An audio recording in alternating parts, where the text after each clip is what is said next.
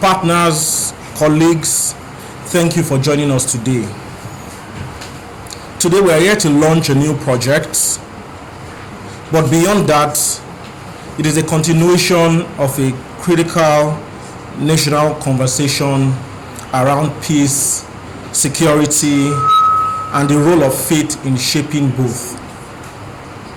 In November last year, under the Christian Social Impact Aid Program, we convened a 2-day security and peace convention titled the 2030 Pathway to 100% Peace in Nigeria, Engineering Coordinated Stability through Diplomatic Intelligence and Comprehensive Action.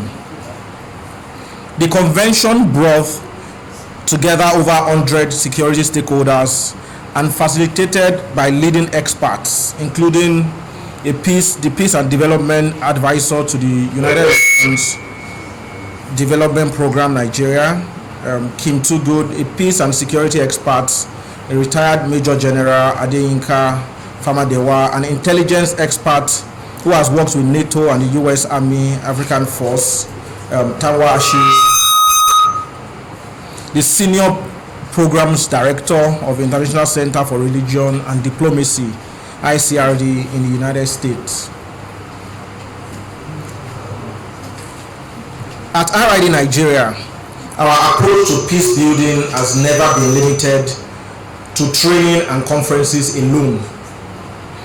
We have drafted multiple bills and engaged policymakers at the highest level.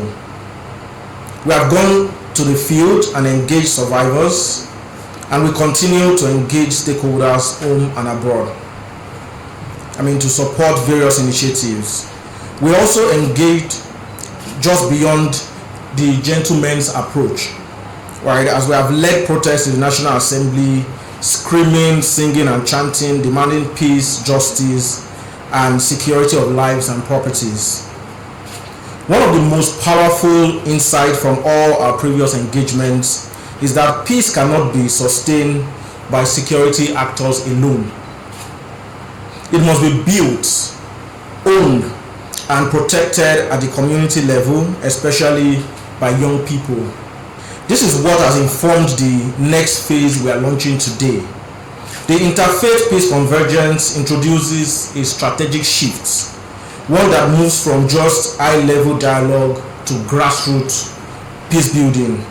We are carefully selecting young community leaders, both Christian and Muslims, from communities across Nigeria's North Central region, particularly those affected by insecurity. These young leaders will undergo intensive training on peace building, interfaith dialogue, and community resilience. But we are not stopping there. After the training, we will have a grand high-level interfaith convergence that will feature lawmakers, national religious bodies, peace-building experts, and civil society actors, alongside other key stakeholders, and will explore sustainable pathways for strengthening interfaith cooperation and preventing further faith-based violence. Following the training and the convergence, in another phase of the project, the community leaders will be supported to return to their communities, replicate what they have learned, and implement small-scale peace initiatives. In essence, beyond training participants, engaging high-level stakeholders, we are building a network of community-based peace actors. We believe that when young people across faith lines begin to see themselves not as rivals, but as partners, the narrative of division begin to change. We are grateful for the support that has made this possible, the Nigerian Youth Future Fund, the Leap Africa Initiative, for the collaboration of key religious leaders who have graciously left their busy schedule to be part of this project and initiative, the globally recognized peace expert here with us today also. I want to say thank you.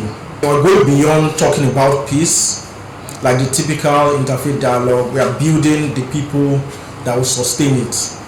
And I believe that as we contribute our quota to solving one of the biggest crises our nation is facing today, as we all put our effort together, whether this project, whether any other initiative, whether the government efforts, whether the private sector, all the effort will come together to truly deliver peace to us, lasting peace, sustainable peace in this nation, Nigeria. Thank you very much. And so one of the biggest mistakes that people usually make when they talk about peace, they think it's an absence of violence. But the biggest problem is the issue of trust building, relationship building. And I'm so happy when Alex was talking, he's talking about the focus of this program, which is what it's about, helping these young people to build trust among themselves. Because if people don't trust themselves, they believe every rumor that goes out there, they believe everything people say. But when people trust each other, they give them benefit of doubt. So if someone hears something about the other religion, or someone has said something, they take time to sit, dialogue, or not running to the street. So this program is going to cut a lot of issues about disinformation, about stereotype biases, what it happens, well, all these little biases that we let go, that can lead to big issues, like we see in the Rwanda genocide. Some of those things are just little biases that grew up and goes up to the pyramid of hate and caused the big thing, and it's what millions of people perish about it. And I'm so happy that this program will give this young people the opportunity to address what are the root causes of peace building. And like global best practice is people are willing to return peace building to the community, because people live in the community, and if you allow them to trust each other and work with each other, they can build lasting peace. The key actors of anything in the society, in any society, the key actors of anything, call it development, distraction, violent conflicts, whatever, are the youths. If we can bring the youths together to understand themselves, to understand the identity they're supposed to share. I mean, as Nigerians, one of the problems is that our youths don't understand that they are Nigerians. We made them to understand wrongly that they are Hausas, they are Fulanis, they are Yorubas, they are Muslims, they are Christians, more than they are Nigerians. So they destroy this identity which bind us together, and they destroy the glue that is, bringing the ties together. That is why I must congratulate Reed for this gathering and for the initiative they are presenting to our society. One of the problems of conflict is that it reduces us to our differences, while blinding us to our similarities and our commonalities, the things that unite us and make us who we are.